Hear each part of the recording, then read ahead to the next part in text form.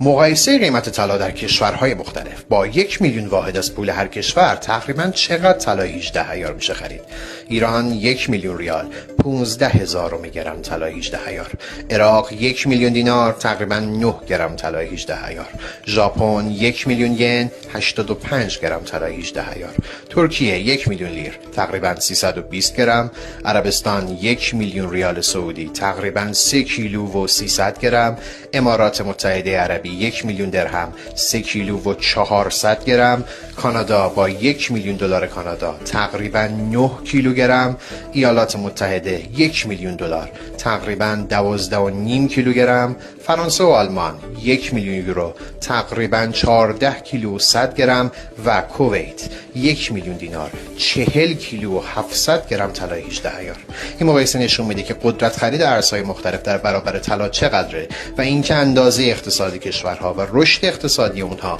لزوماً با رتبه ارزش پول ملیشون یکی نیست.